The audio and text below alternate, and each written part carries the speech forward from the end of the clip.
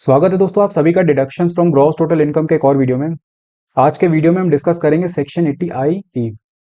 Last video में हमने discuss किया था सेक्शन 80 आई सी, और उसके पहले भी जितने आपको यहाँ पर ग्रीन कलर में दिख रहे हैं वो सारे डिडक्शंस को भी हम लोग कवर कर चुके हैं पिछले वीडियोस में। तो अगर आपने पिछले वाले वीडियोस अभी तक नहीं देखे, उन सबका लिंक आपको डिस्क्रिप्शन में मिल जाएगा, आप जाके वहाँ पे सारे वीडियोस देख सकते हो। सबसे पहले समझ लेते हैं कि सेक्शन 80 आई ई हमको किस इनकम के रिस्पेक्ट में डिडक्शन प्रोवाइड कर रहा है। उसके बाद फिर हम लोग बात करेंगे कि कितना क्वांटम ऑफ डिडक्शन हमको मिल रहा है, कितने पीरियड तक मिल रहा है और क्या कंडीशन हमें सेटिस्फाई करनी पड़ेगी। यहाँ पर अगर आप देखो तो लिखा हुआ है profits and gains from undertaking और एंटरप्राइज इन नॉर्थ ईस्टर्न स्टेट। अगर आपकी अंडरटेकिंग या एंटरप्राइज नॉर्थ ईस्टर्न स्टेट के अंदर में लोकेटेड है, नॉर्थ ईस्टर्न स्टेट का मतलब यही अरुणाचल प्रदेश, असम, मणिपुर, मेघालय, मिजोरम, नागालैंड, सिक्किम, त्रिपुरा, तो ये सारा। तो अगर आपकी अंडरटेकिंग नॉर्थ ईस्टर्न स्टेट के अंदर में लोकेटेड है तो उस अंडरटेकिंग से आपको जो भी प्रॉफिट और गेन हो रहा है उस पर आप डिडक्शन क्लेम कर सकते हो अंडर सेक्शन 80 आई टी। तो यहाँ पर अगर आपने लास्ट वाला वीडियो देखा होगा जहां पर हमने डिस्कस किया था सेक्शन 80 आई सी को, तो यहाँ पर हमने देखा था कि अगर हमारी अंडरटेकिंग और एंटरप्राइज लोकेटेड है स्पेशल कैटेगरी स्टेट के अंदर में, तो हम जो भी प्रॉफिट हमें हो रहा है उस पर हम डिडक्शन क्लेम करते हैं अंडर सेक्शन 80 आई सी। अब इसी में आपने देखा था कि स्पेशल कैटेगरी स्टेट के अंदर में हमारा सिक्किम आता है, उसके बाद हिमाचल प्रदेश, उसके बाद फिर उत्तरांचल और उसके बाद फिर नॉर्थ ईस्टर्न स्टेट्स। तो नॉर्थ ईस्टर्न स्टेट्स हमारी यहाँ पर भी कवर हो रही थी 80 आईसी के अंदर में भी, और नॉर्थ ईस्टर्न स्टेट्स हमारी आई इसके आईई के अंदर भी कवर हो रही है। अगर बात करें सेक्शन 80 आईई की, तो यहाँ पर ये जो सेक्शन होता है काफी स्पेसिफिक होता है। अभी आप आगे वीडियो में देखोगे कि हमें कुछ बिजनेसेस की लिस्ट प्रोवाइड करी गई है। अगर आप उन पर्टिकुलर बिजनेस को अंडरटेक करते हो तभी आपको यहाँ पर डिडक्शन मिलता है अंडर सेक्शन 80 आईई। अगर आप उन बिजनेसेस को अंडरटेक नहीं करते हो या उन कंडीशन को सेटिस्फाई नहीं करते हो तो फिर आपको डिडक्शन नहीं मिलेगा इस पर्टिकुलर सेक्शन के अंदर में।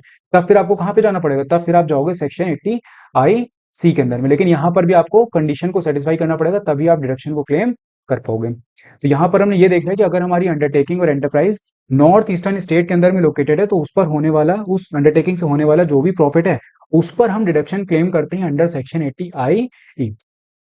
इसके बाद अगर हम देखें कि कौन कौन से एसएससीज को क्लेम कर सकते हैं, तो यहाँ पर कोई भी एसएससी हो सकता है, इंडिविजुअल हो सकता है, एचयूएफ हो सकता है, कंपनी हो सकती है, कोई भी हो सकता है। बस शर्त यही है कि उनका जो अंडरटेकिंग और एंटरप्राइज जिससे भी प्रॉफिट और गेन उनको हो रहा है वो नॉर्थ ईस्टर्न स्टेट के अंदर में ही लोकेटेड होना चाहिए। इसके बाद नेक्स्ट अब बात करेंगे क्वांटम एंड पीरियड की। कितना क्वांटम ऑफ डिडक्शन आप क्लेम कर सकते हो और कितने टाइम पीरियड तक आपको ये वाला डिडक्शन मिलेगा। तो यहाँ पर 100% ऑफ प्रॉफिट, जितना भी प्रॉफिट आपको हुआ है उस अंडरटेकिंग से, आप पूरा का पूरा उसका डिडक्शन क्लेम कर पाओगे। 100% ऑफ डिडक्शन यहाँ पर आपको मिलेगा, और ये डिडक्शन आपको मिलेगा 10 कंसेक्यूटिव असेसमेंट ईयर तक, यानी कि 10 असेसमेंट ईयर तक आप इस डिडक्शन को क्लेम कर सकते हो। ये जो 10 असेसमेंट ईयर की बात यहाँ पर की जा रही है, ये आपके स्टार्ट कब से होंगे, ये आपके स्टार्ट होंगे इनिशियल असेसमेंट ईयर से। जैसे लास्ट वाले वीडियो में भी हमने देखा था इनिशियल असेसमेंट ईयर, यहाँ पर भी हमारा इनिशियल असेसमेंट ईयर आ जाता है। इनिशियल असेसमेंट ईयर का सीधा सीधा मतलब ये होता है कि जिस भी ईयर में आपकी अंडरटेकिंग जो है वो स्टार्ट कर देती है मैन्युफैक्चरिंग या फिर प्रोडक्शन ऑफ आर्टिकल, या फिर वो अपने बिजनेसेस को, जो उसका काम है, जो ऑपरेशन है उसको, उनको स्टार्ट करती है, या फिर कंप्लीट करती है सब्सटेंशियल एक्सपेंशन। तो जिस भी साल में ये काम हुआ है उस साल को हम लोग बोलते हैं इनिशियल असेसमेंट ईयर, और इसी साल से हमारे 10 असेसमेंट ईयर स्टार्ट हो जाते हैं जहां पर हमको डिडक्शन मिल जाता है 100% ऑफ प्रॉफिट पर। इसके बाद अब बात कर लेते हैं एप्लीकेबिलिटी की। एप्लीकेबिलिटी का मतलब ये होता है कि जो सेक्शन को हम लोग डिस्कस कर रहे हैं 80 आई, वो हमारे ऊपर किस केस में एप्लीकेबल होगा। तो यहाँ पर क्या है, यहाँ पर आपको कुछ एक्टिविटीज के बारे में बताया गया है। अगर आप इन एक्टिविटीज को एक पर्टिकुलर टाइम पीरियड के बीच में अंडरटेक करते हो तभी आपके ऊपर सेक्शन 80 आई एप्लीकेबल होगा, अदरवाइज नहीं होगा। यहाँ पर अगर आप देखो तो लिखा हुआ था deduction shall be allowed to an undertaking which has during the period beginning on the first day of April 2007 and ending before first day of April 2017 begin or begins in any northeastern states। तो यहाँ पर जो time period की बात हमसे करी गई है वो टाइम पीरियड है 1 अप्रैल 2007 से लेकर के 1 अप्रैल 2017 के बीच का। इस टाइम पीरियड के बीच में अगर हम ये जो एक्टिविटीज हमको बताई गई है, इन एक्टिविटीज में से कोई भी एक्टिविटी अगर अंडरटेक करते हैं तो फिर हमें हमारे ऊपर सेक्शन 80 आई एप्लीकेबल हो जाएगा। एक्टिविटीज की बात कर लेते हैं। सबसे पहली एक्टिविटी हमें बोलिए टू मैन्युफैक्चर और प्रोड्यूस एनी एलिजिबल आर्टिकल और थिंग। अगर आप मैन्युफैक्चरिंग स्टार्ट करते हो किसी भी एलिजिबल आर्टिकल का। दूसरा पॉइंट हमें बोला है to undertake substantial expansion to manufacture और प्रोड्यूस एनी एलिजिबल आर्टिकल और थिंग। अगर आप सब्सटेंशियल एक्सपेंशन को अंडरटेक करते हो, ठीक है, सब्सटेंशियल एक्सपेंशन का मतलब जैसे हमने लास्ट वाले वीडियो में देखा था वहां पर 50% था।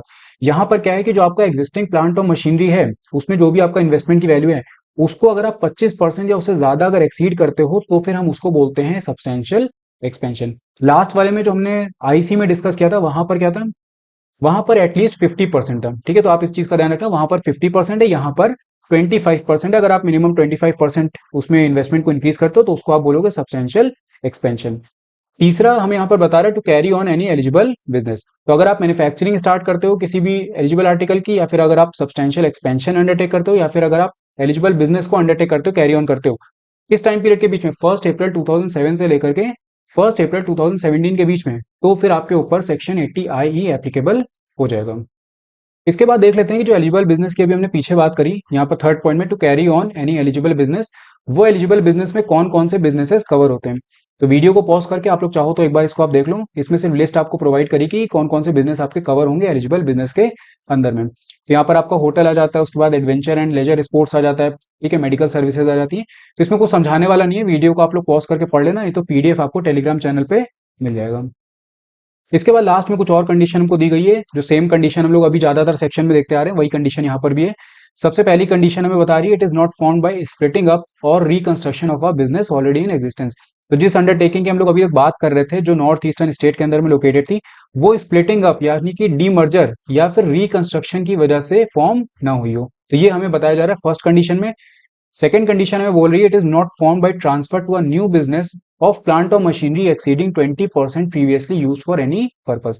तो यहाँ पर जो बिजनेस में हम लोग प्लांट और मशीनरी यूज कर रहे थे, अगर हम वो प्लांट और मशीनरी कहीं से ट्रांसफर लेते हैं, ठीक है, किसी और बिजनेस से ट्रांसफर करवा के अपने बिजनेस में अगर उसको ले रहे हैं, तो वो जो प्लांट और मशीनरी हमने लिया है उसकी वैल्यू एक्सीड नहीं करनी चाहिए 20% से ज्यादा।